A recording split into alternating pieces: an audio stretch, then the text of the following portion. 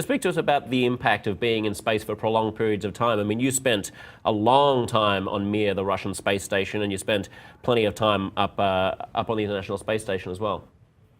That's right. I spent almost 5 months at one time in space, and I did feel good the whole time. I felt, in fact, almost better and better as time went on. But there is an isolation element, and you need some contact with Earth. For example, movies. I felt like I was in them. They were like a contact with Earth rather than just crackling voices over a radio.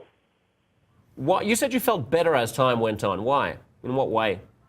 Well, it's hard to explain, like a sharpness, knowing the systems, knowing how the system behaved, how the spacecraft behaved. It became an extension of yourself.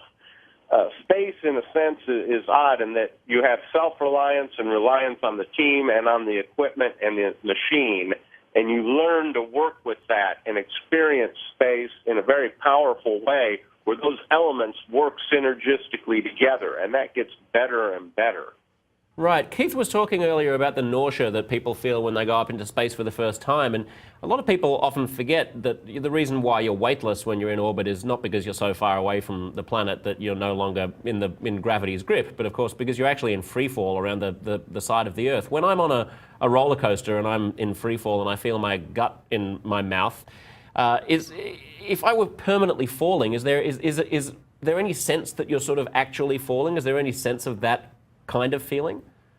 So in a sense, zero gravity is as though you stepped off a building and just fell forever, but your mind quickly adapts to that, and you do not feel like you're continuously falling.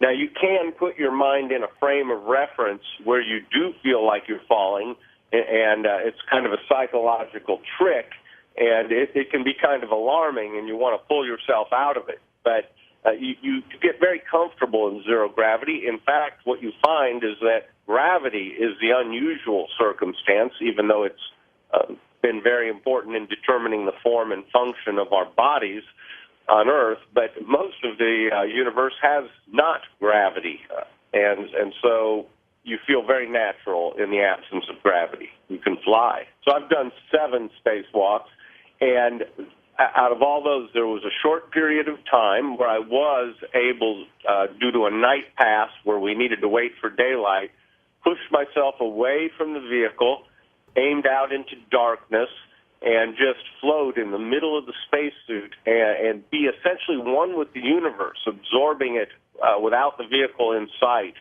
And you almost felt like you were not even in a spacesuit. And the Milky Way, of course, brighter and more clear than you've ever seen it on Earth. There are amazing views and feelings in space that are so extreme that they're hard to even communicate, which is part of the frustration of a space veteran.